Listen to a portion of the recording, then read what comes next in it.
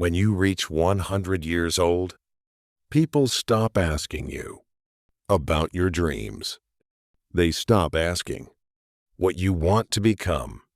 Instead, they ask questions like, what's the secret to a long life?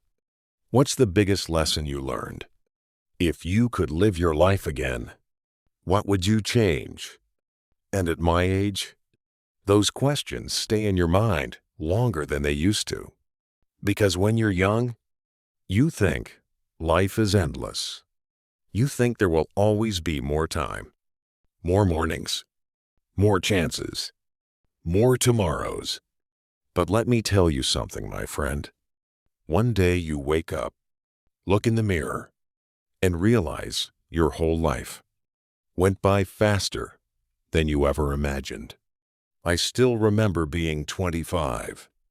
I still remember carrying my little daughter on my shoulders. I still remember my wife laughing in the kitchen while cooking Sunday dinner. Back then, I thought those moments were ordinary. I had no idea they would become the memories I would spend the rest of my life missing. So tonight, I want to talk to you about the 10 biggest regrets of my life. Not because I want your pity, and not because my life was miserable. I had beautiful moments too. I loved deeply. I laughed hard. I built a family. But if I'm honest, there are wounds that never fully heal. And if my mistakes can help someone younger live a better life, then maybe all these years meant something after all. My first regret was spending too much of my life working and too little of it truly living. Back then, I thought being a good man meant sacrificing everything for work. I worked overtime constantly, double shifts, weekends, holidays. I told myself, one more year, one more promotion, one more paycheck. I thought I was building a better future for my family. But here's the painful truth.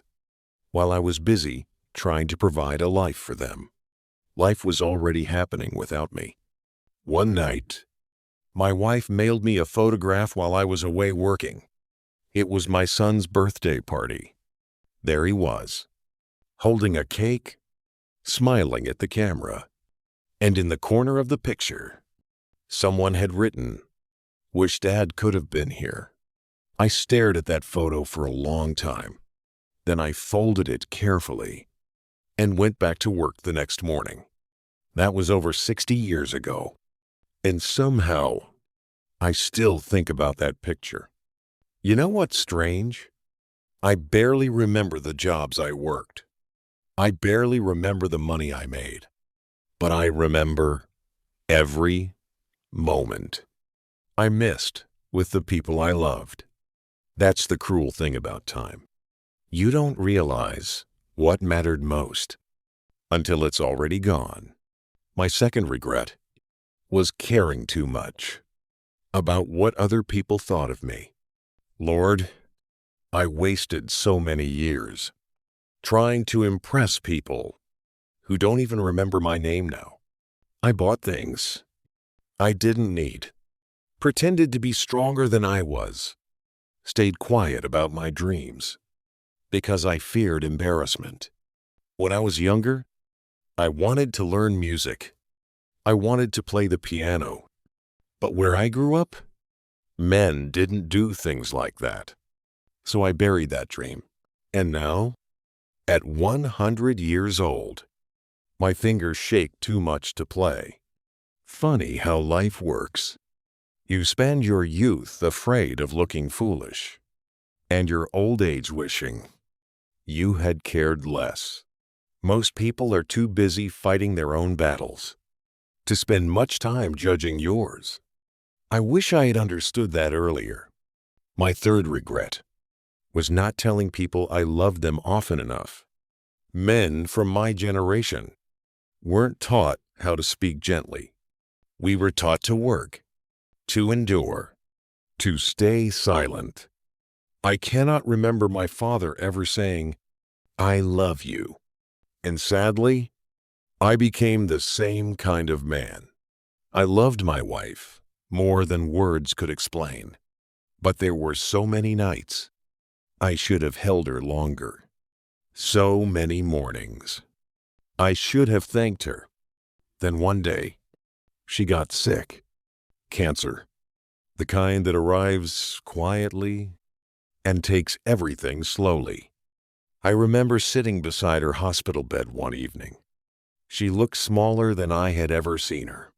Fragile, tired, and before falling asleep, she whispered, "You worked so hard your whole life."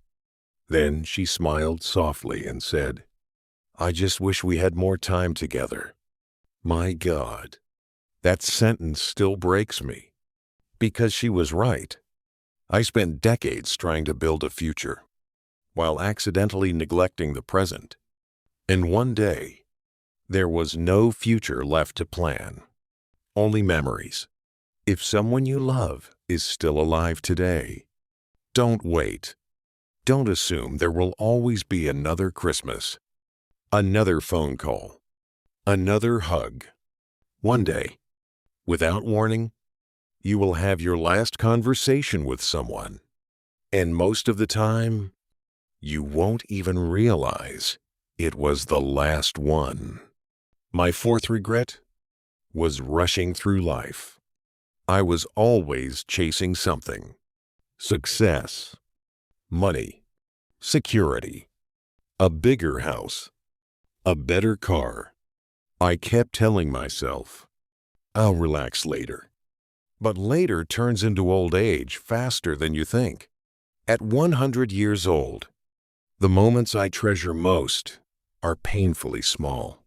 Coffee with my wife at sunrise, hearing rain hit the roof at night, watching my children sleep on the couch after Christmas dinner. Simple moments, quiet moments. Those were the real treasures, not the promotions, not the possessions, not the status. Young people think happiness arrives in giant moments, but old people know the truth. Life is mostly made of ordinary days.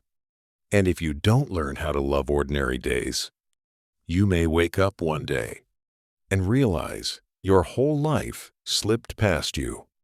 My fifth regret was letting pride destroy relationships. There were family members I stopped speaking to for years, all because of stubbornness, ego, hurt feelings.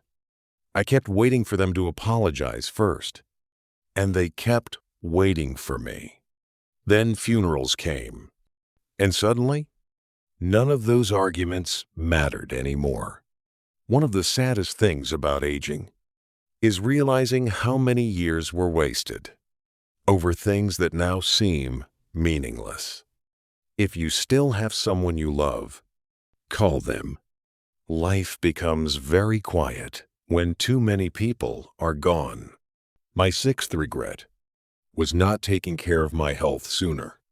When you're young, your body forgives you for almost everything. Lack of sleep, stress, bad food, overworking. But eventually, the bill comes due, and age collects every debt. I spent years ignoring pain, ignoring exhaustion, ignoring warning signs. Now I understand something painful. Many people sacrifice their health to make money, then spend their old age using money to desperately chase health again. But some things never fully come back. Your knees, your strength, your energy. Time is written on the body eventually. My seventh regret was living with too much fear. Fear of failure, fear of judgment, fear of losing money, fear of change. I said no to opportunities because I wanted certainty. But life has no certainty. At 100 years old, I can tell you something honestly. Most of the things you are worrying about today will not matter nearly as much as you think. Fear steals more years from people than failure ever does. My eighth regret was not spending enough time with my parents. When you're young, you believe your parents will always be there. You think, I'll visit next month. I'll call tomorrow. Then suddenly, they're gone. I still remember the last time I saw my mother alive. She stood at the front door waving goodbye. I was in a hurry. I barely stopped. I said, I'll come back soon. I truly believed I would. But life got busy, and I never saw her alive again.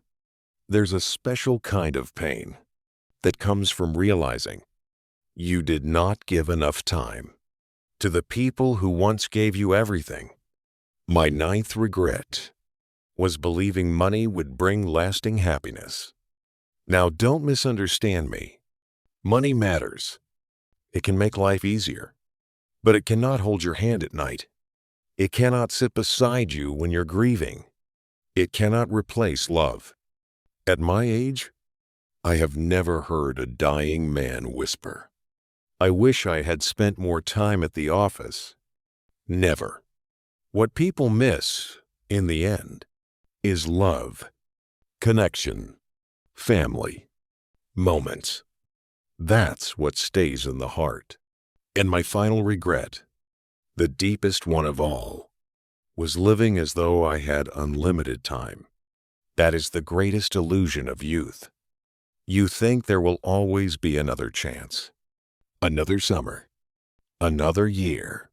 So you postpone things. You postpone joy. You postpone rest. You postpone forgiveness. You postpone living. Then suddenly, your hair turns gray. Your hands wrinkle. Your friends start disappearing. And you realize something terrifying. Life was never waiting for you. It was moving the entire time. At 100 years old, I no longer fear death the way I once did. What hurts more is remembering how many beautiful moments I rushed through without fully noticing them. Sometimes, late at night, I sit quietly in my chair and think about the people I loved. My wife, old friends, family members, long gone now. And I would give every dollar I ever earned just to sit with them one more evening. Just one. So if you are young and listening to my voice tonight, please hear me carefully. Do not wait until old age to discover what truly matters. Do not wait until someone is gone to appreciate them. Do not work so hard that you forget how to live. Do not become so busy building a life that you forget to actually experience it. Slow down sometimes. Watch the sunset. Call your parents. Hold the hand of the person you love. Take the photograph. Say the words. Because one day, you will become old too. And when that day comes, you will not care much about the car you drove, the title you had, or how impressive you looked to strangers. You will care about who loved you, who you loved, and whether you truly lived at all. And trust me, my friend, that realization comes much faster than you think.